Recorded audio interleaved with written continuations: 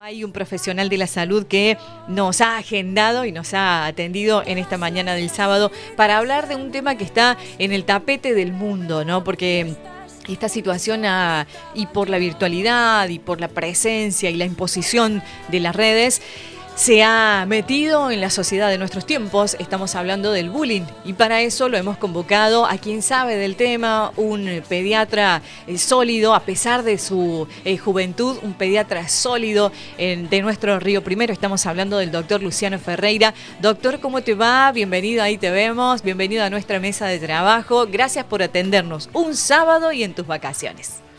Gracias, Luchito. Hola, y bienvenido. ¿Me escuchan bien? Sí, sale de 10, Luciano.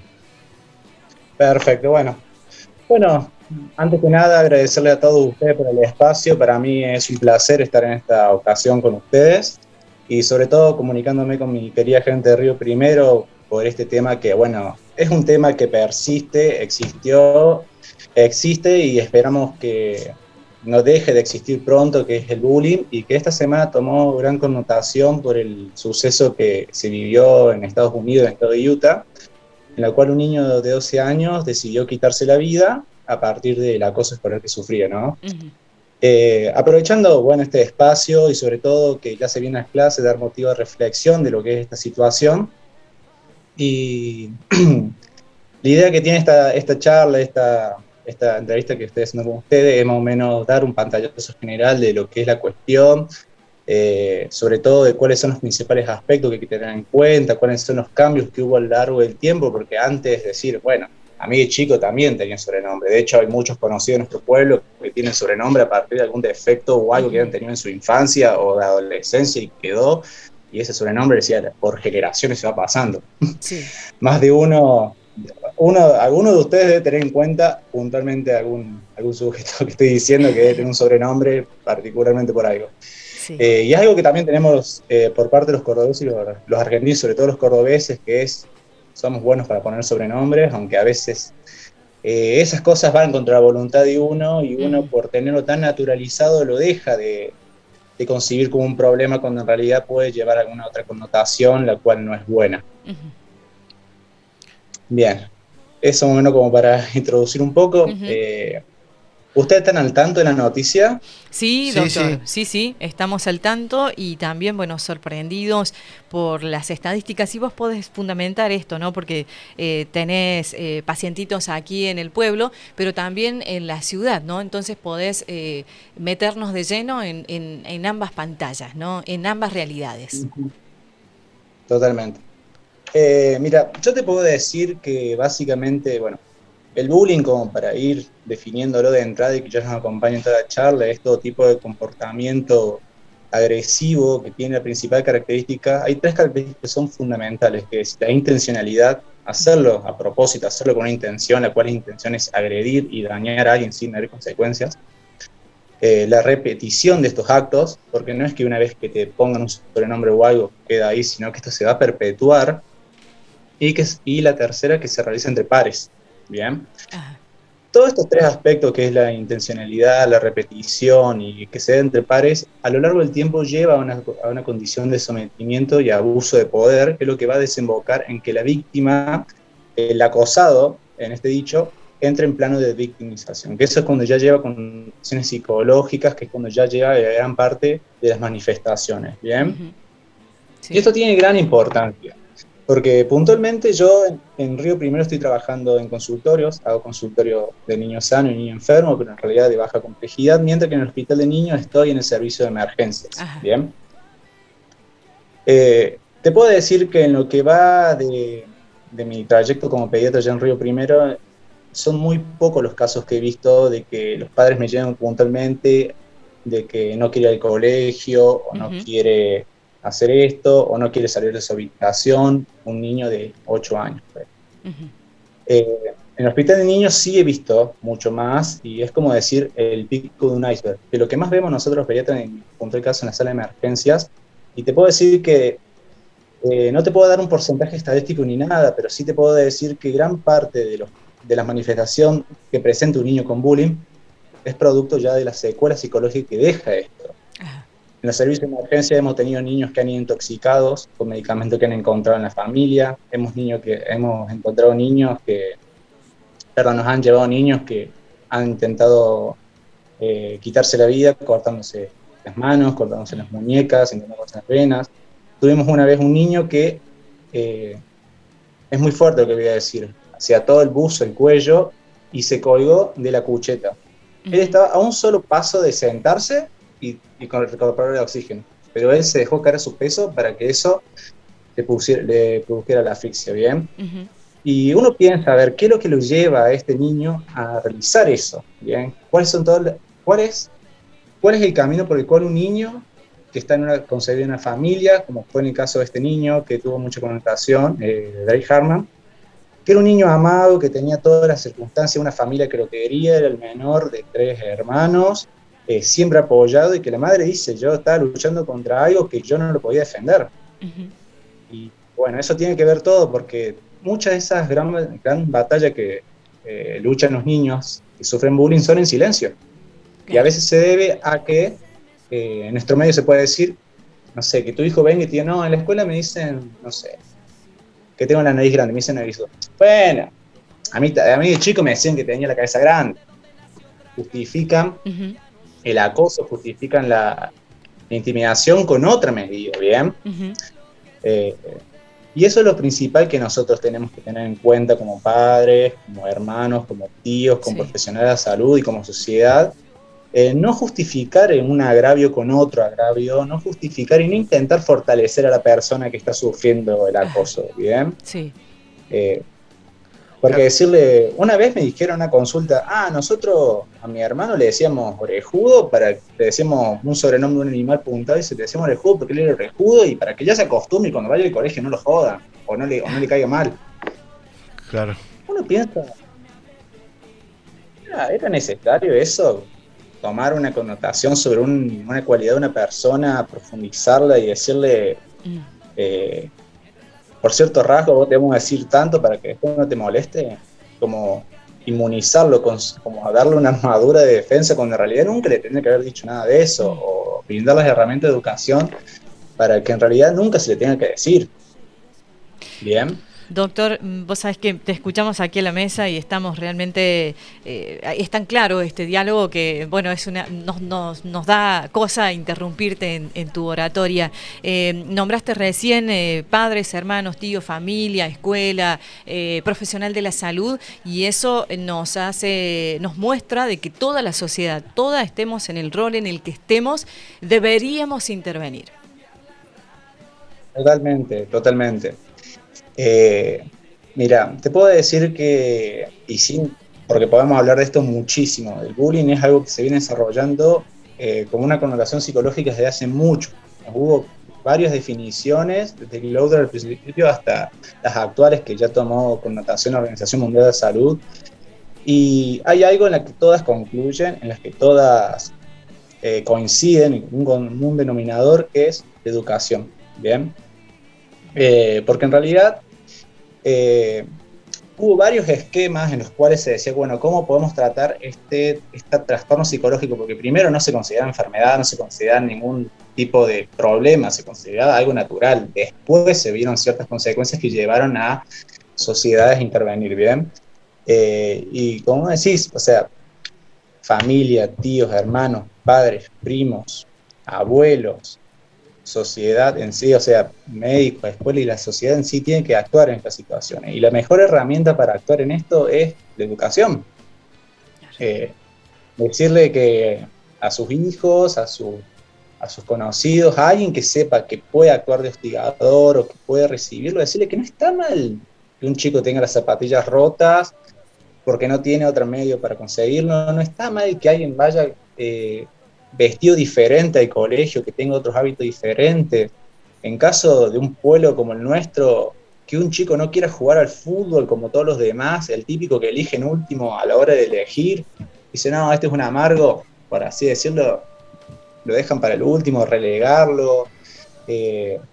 Muchas veces que he experimentado propiamente, también muchas veces cuando hacen educación física y que no quiere jugar a la pelota, nada, se va para allá y queda aislado del grupo, cuando a veces, bueno, no, capaz que no quiere jugar a la pelota, capaz que pueda hacer otra cosa, bien. En caso de las niñas, de que por qué, o en los niños en sí, de cuáles cualidades, de resaltar defectos, saber que un chico que tenga los útiles rotos, la ropa rota, que sea diferente, que tenga otros hábitos, que sea de otra nacionalidad, no es motivo por el cual alguien pueda tratarlo mal. Luciano, ¿en qué momento, si bien lo dijiste que eran las tres partes del bullying, pero en qué Sí. momento empieza a ser bullying? Porque por ahí a lo mejor uno hace una broma, que en Ujú. el cordobés es muy común, digamos, y en qué momento Sí, esa broma sí. ya pasa a bullying, digamos. Bien. Es como que eso fue cambiando mucho con las definiciones y básicamente se tienen que dar las tres condiciones y la principal, eh, digamos, las tres por sí tienen que estar presentes y cuando están presentes se van multiplicando en su potencial de agresividad, ¿no? Eh, Yo diría que la más importante de las tres, porque las tres son fundamentales, es la consistencia o la repetitividad a partir de un tiempo, ¿bien? O sea, cuando esas bromas ya se hacen persistentes, porque en general, a ver, que alguien te haya dicho un sobrenombre alguna vez y después nunca más te lo dijo, uno tiene un impacto sobre uno, ¿bien? Pero después capaz que uno lo olvida, capaz que no, capaz que algo fue muy hiriente y lo dejó marcado bien, pero cuando algo ya se hace repetitivo en el tiempo y constante es cuando tiene otra connotación mucho más importante. Las tres son importantes, bien, pueden haberte dicho algo una sola vez y ser lo suficientemente agresivo como para que a vos te aflija. Eh, pero yo considero que la más importante de ella es la continuidad a través del tiempo, ¿bien? Que, bueno, si es algo puntual y pequeño, a lo largo del tiempo ese granito de arena se va acumulando y termina siendo una gran montaña que uno va a terminar cargando sobre su espalda, ¿bien? Entonces, para mí en este caso sería la continuidad a partir del tiempo, la repetitividad de la agresión. Bien. Doctor Luciano, ¿cómo podemos hacer para percibir, porque por lo general se dan muchos casos de que digamos, el abusado, ¿sí? No manifiesta nada en la casa, ¿sí? ¿Cómo podemos Perfecto. hacer para identificarlo, más allá del diálogo, de hablarlo, cómo visualizarlo en este tipo de personas? Bien. Esa pregunta que me has hecho, ¿quién me habla? Matías, Matías, ¿cómo estás, Matías? bien yo. Esa pregunta estuvo muy buena, está muy bien revisada y el hecho es porque, como decía recién, en la sala de emergencia vemos lo que tiende a ser a veces hasta el desenlace final del bullying, ¿bien? Que es lo que no hay que llegar. Eh, y esa pregunta está muy bien formulada por el hecho de que nosotros tenemos ciertas herramientas, ciertos signos de alarma en los cuales uno puede intervenir si los tiene en cuenta, ¿bien? El principal es cuando el niño deja de ser quien es, ¿bien? Pasa a ser un niño, por ejemplo, vamos a describir una circunstancia. Eh, Tenés un sobrino, que es un niño que le encanta, que iba a ir al colegio, iba con su guardapolo hermoso, blanco, iba con ganas, iba con ilusiones, va el primer día, vuelve bien, va el segundo día, vuelve bien. Obviamente que siempre la adaptación a un nuevo medio fuera de la familia suele ser difícil, pero para eso hay etapas en el crecimiento y el desarrollo del niño que va a permitir eh, al niño relacionarse con sus pares, que eso es muy importante, el bullying se realiza entre pares, ¿bien? Entonces, Sí. que el niño vaya sociabilizando, vaya interpretando y avanzando en el juego, va a permitir que se vaya adaptando. Los principales síntomas que puede presentar, los primeros síntomas que puede presentar un niño que sufre bullying es no querer ir al colegio, vuelve del colegio y vuelve con su ropa sucia y no es por un juego y uno le pregunta qué le pasó y nada. Intentar ocultar la verdad es una de las principales cosas que sucede, ¿bien? Bien. Porque un niño que se ensució jugando y te va a intentar esquivar la situación, te va a intentar cambiar de tema. Un niño que ha sido lastimado, que ha sido, te va a decir nada, con un tono cortante y muchas veces mirando hacia el piso, mirando hacia otro lado e intentando esquivar todo tema de conversación. Diferente el niño que quiere zafar de un reto, de decirle, ¿por qué ensuciaste el guardapolvo? ¿Me explicó? Sí, sí, sí, Eh, totalmente. Otros síntomas son como, por ejemplo, la agresividad de repente.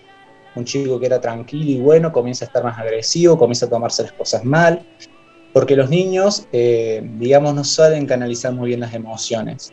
Entonces la depresión y la tristeza muchas veces lo pueden canalizar en forma de ira, ¿bien? Bien. Un niño de repente que, no sé, Juancito, vamos a comer, y no quiero comer, y comienza a tirar las cosas. Eso es algo que tiene que llamar la atención, porque está canalizando su frustración de otro medio a través del enojo. Bueno, también, y esto tiene que ver mucho los síntomas psicosomáticos. Psicosomáticos tienen que ver con todo el desarrollo psicoestructural del niño que se manifiesta de la cabeza hacia el cuerpo, que son síntomas reales, de que le duele la cabeza, de que le duele la panza, de que sienta que le falta el aire. Todos esos son síntomas del cuerpo que se originan a través de la mente, ¿bien? Yo me acuerdo que estaba en el hospital de niños una vez y era un domingo, me acuerdo. Y la madre trae un nene de 8 años que le dolía la cabeza. Le dolía la cabeza. El dolor de cabeza de los niños tiene una particularidad porque a veces, por lo general, no suele ser nada grave, pero hay circunstancias en las que puede ser grave. Bien, yo hablaba con él, no veía nada raro, nada que a mí me sorprendía que pueda hacer algo que lo pueda complicar. Nada grave, digamos, nada como para la urgencia.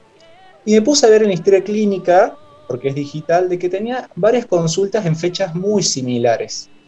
Y la gran mayoría coincidían fines de semana. ¿Bien?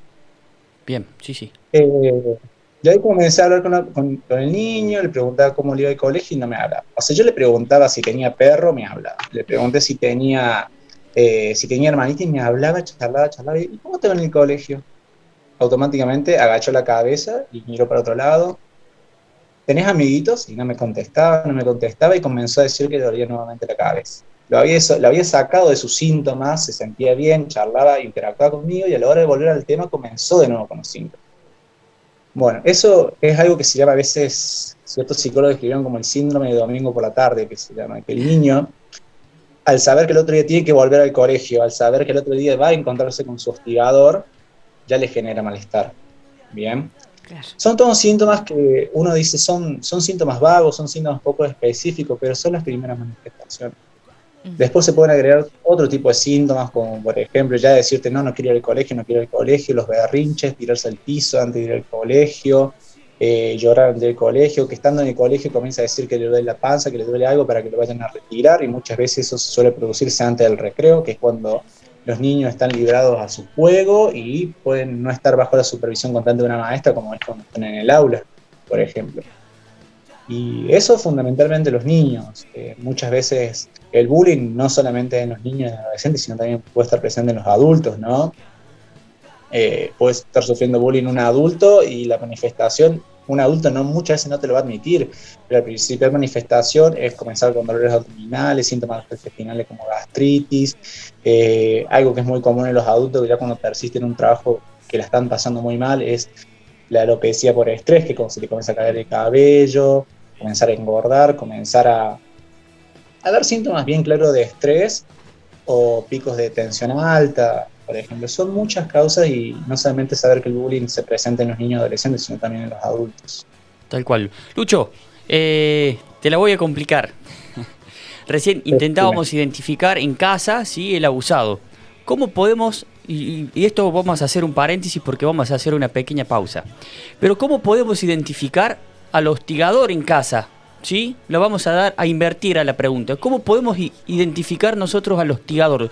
¿Tenemos un hostigador en casa y no lo sabemos? Con esto te la dejo picando y hacemos una pequeña pausa. ¿Puede ser? Sí, dale, no hay problema. Dale. Los invitamos a una pausa y regresamos con Lucho Ferreira. Interesantísima charla. Los sábados en Radio Coop tiramos la semana por la ventana. De 9 a 13, Soltate.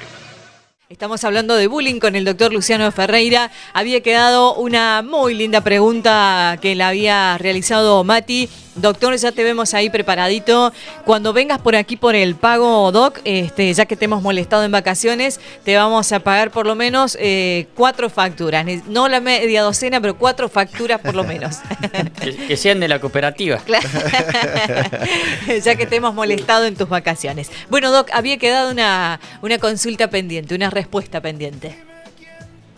Bien. ¿Cuál es el hostigador? Esa pregunta es muy buena y podemos estar hablando muchísimo, pero lo voy a resumir en partes simples, ¿bien?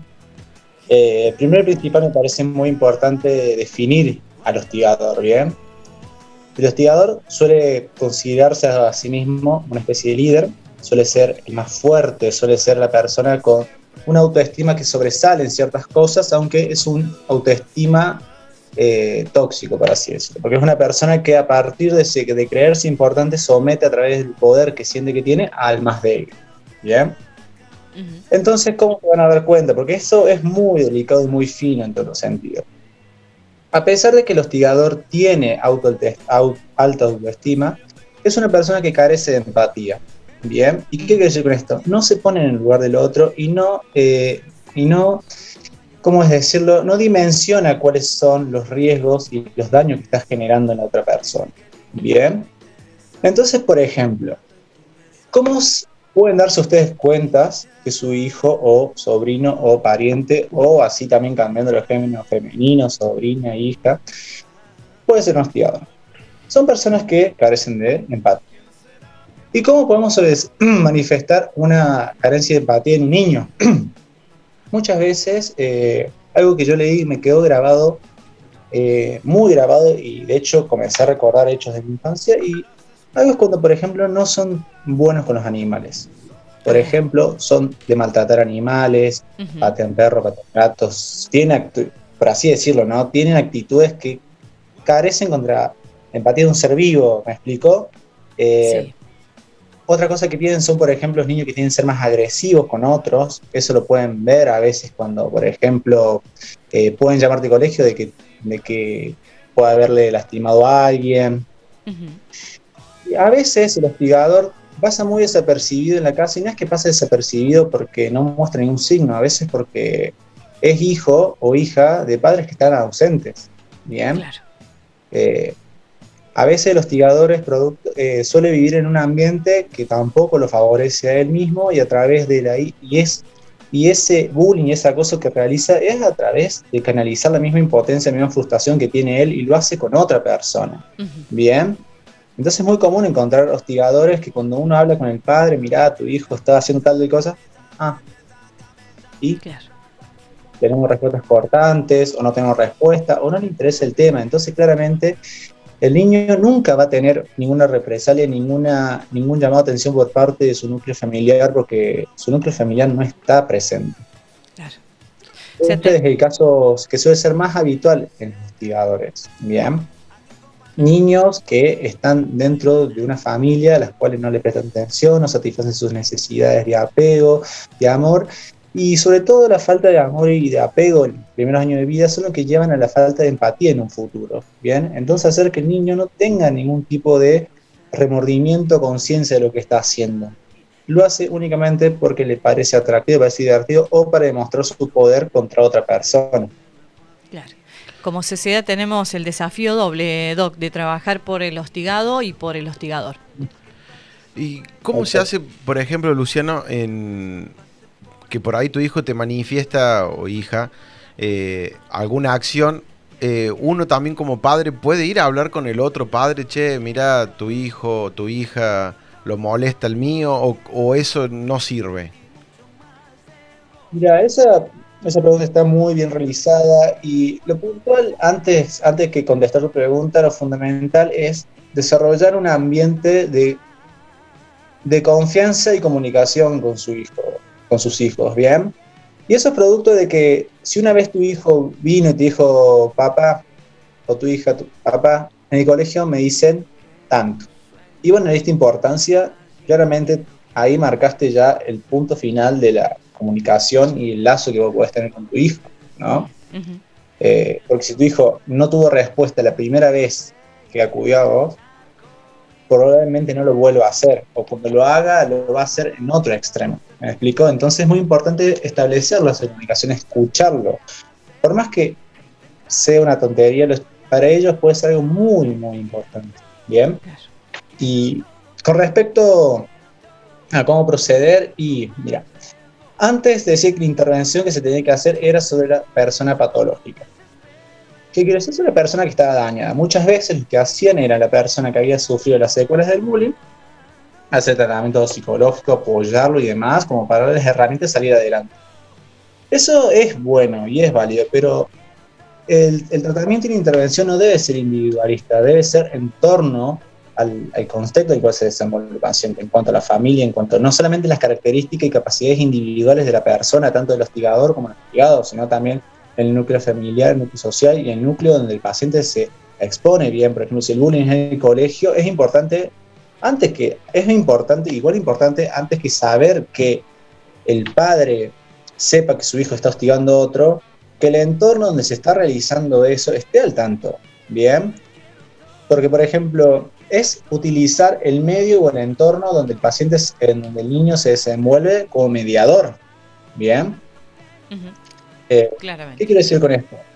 Si tu hijo está siendo hostigado, estás sufriendo bullying en el colegio, es importante que se dé comunicación a las autoridades del colegio, a las maestras, a la directora, que tomen acciones en esto, y en base a eso, a través de la mediación de ellos, dar comunicación al otro, ¿bien? A veces, si vos decís, sí, a ver, si tenés una buena relación con el padre, o tenés un cierto tipo de confianza, por así decirlo, posibilidad de establecer una comunicación con el tutor o el responsable del hostigador, podrías hablar, decirle, mirá, sinceramente, hablarlo siempre en un contexto tranquilo, ¿no? Porque uno tiene que pensar que si el niño hostigado vive en un ambiente hostil, no te van a recibir con flores, no te van a decir, sí, mirá, la verdad que tenés razón. No, pueden actuar igual o peor de hostil que su hijo. ¿Me explico? Y Sí, es claro. porque a veces la culpa no solamente del niño, que es el hostigado, sino por el entorno familiar en el que vive. Sí. ¿Me explico? Entonces, en esos casos, cuando interviene algún tipo de institución, algún tipo de mediador, suele desenvolverse en espacios mucho más tranquilos, ¿bien? Pero sobre todo saber que el ambiente en el cual se tienen que tratar estos temas no es un ambiente hostil, no es todos tienen que ir tranquilos a la hora de hablar y poder comunicarse bien, porque si no, Claro. la base de esto es la educación y la comunicación, ¿bien? Sí. Si mi hijo está siendo víctima de bullying y yo voy al humo enojado a reclamarle al padre del hostigador o a la madre, que no me sorprenda, y era más probable que el otro también reaccione mal y se arme una guerra, por así decirlo. Y eso tampoco bien predispone, porque eso implica a que el padre del hostigador tome más carta del asunto y hasta puede como empeorar la situación. Entonces el hijo del hostigador va a decir, mira, tu papá fue y habló con el mío y ahora a mí y empeora la situación, ¿bien? Entonces es muy importante que saber que en el medio en el cual se desarrolla, el entorno en el cual se desarrolla el acoso, esté al tanto de la situación y que pueda actuar como un mediador, ¿bien? No tiene desperdicios escucharte, Doc. Ha sido un placer enorme aquí brindarle a nuestra audiencia, que de hecho ya se hace eco de tus diálogos, de tu palabra, de tu mensaje. Qué bueno que este caso se haya viralizado sin dimensionar la parte del morbo, ¿no? Sin traerlo a la mesa de trabajo, pero que sin embargo nos ha permitido, como en nuestro espacio, poder buscar un profesional de la salud que nos hable y poner sobre la mesa esta preocupación en un tiempo en donde ya estamos al pie del inicio de clases. Doctor, no ha tenido desperdicios escucharte. Bueno, muchas gracias, le agradezco a usted sobre todo por el espacio y bueno, esperamos, vamos a ver con los consultorios de Berna, donde estoy trabajando también, hacer un ateneo sobre esto, donde vamos a profundizar más los temas y dar mayores herramientas y mayor comunicación. En base a esto, lo que le ha dado ha sido un pantallazo, esperamos también poder de llevarlo a cabo pronto y bueno, brindar más información a mi querido Río Primero, que siempre, bueno, he sido nacido y criado ahí y bueno, siempre me da gusto volver y siempre lo que pueda aportar a mi comunidad va a ser un placer. Gracias, el placer hoy ha sido realmente nuestro, ¿no? Gracias, Luchito, y bueno, sigue disfrutando de las vacaciones, le robamos un ratito de tiempo, pero ha sido un tiempo altamente valorable para toda la teleaudiencia. Sí.